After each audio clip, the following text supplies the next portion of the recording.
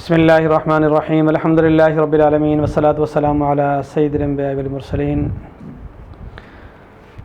ربیع الاول کا مہینہ چل رہا ہے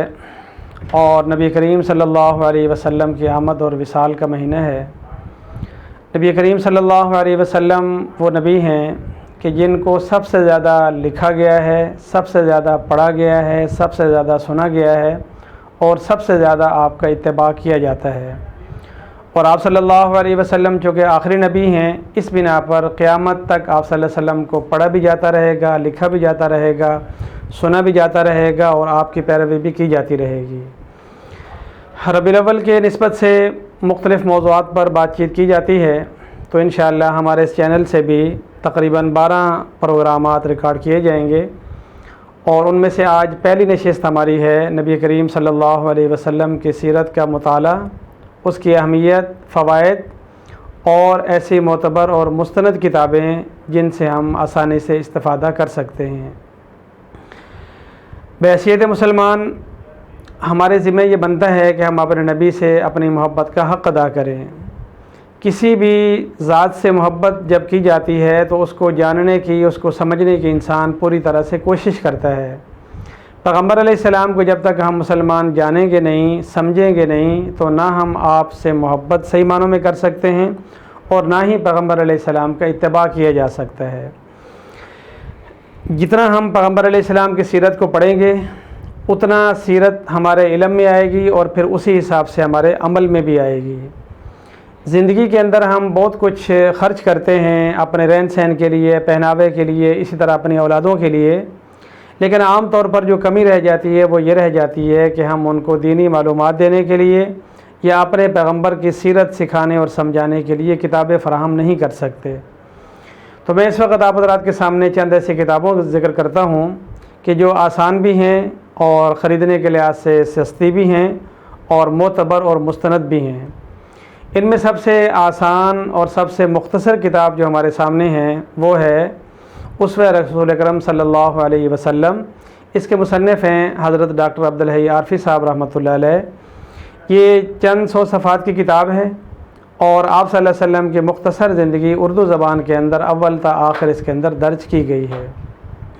اسی طریقے سے نعیم محمد صدیقی صاحب کی ایک بہترین کتاب ہے محسن انسانیت۔ یہ بھی اردو زبان میں ہے، آسان ہے، مختصر ہے اور عام فہم انداز میں کوئی بھی شخص اس کو پڑھ سکتا ہے۔ اسی طریقے سے ایک اہم ترین کتاب ہے الرحیق المختوم۔ اس کے مصنف ہیں مولانا صفی الرحمن مبارک پوری۔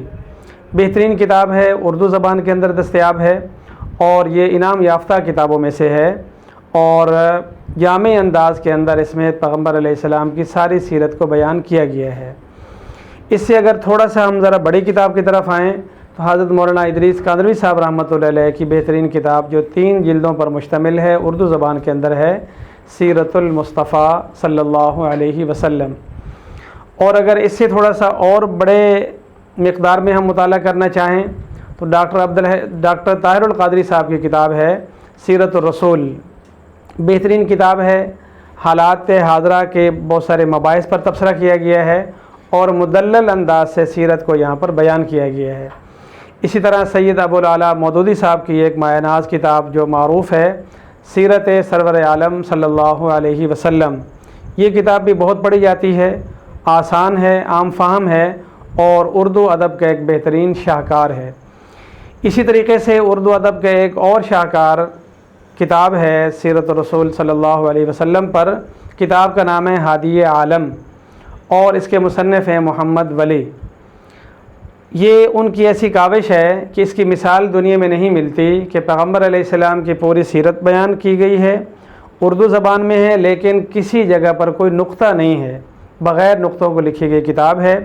اور اتفاق کی بات یہ ہے کہ جو مصنف ہیں ان کے اپنے نام کے اندر بھی کوئی نقطہ نہیں ہے، اور یہ اسی طریقے سے خود نبی کریم صلی اللہ علیہ وسلم کا نام محمد ہو یا احمد ہو، ان کے اندر بھی کوئی نقطہ نہیں ہے۔ اور اسی طرح جو علمی طبقے کے حضرات ہیں،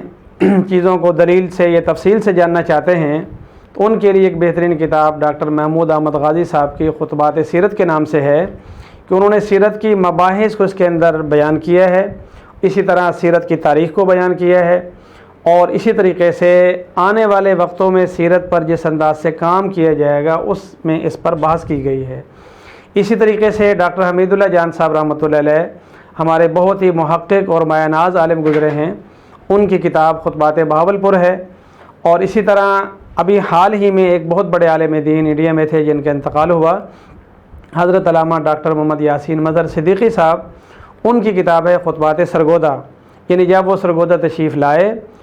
ان کو اللہ پاک نے سیرت پر ایک ملکہ اور روانی عطا کی، اور اس وقت کے حضرات میں سیرت پر ان کا ایک بڑا نام ہے۔ انہوں نے یہاں پر خطبات دیے اور ان خطبات کو قلم بند کر دیا گیا۔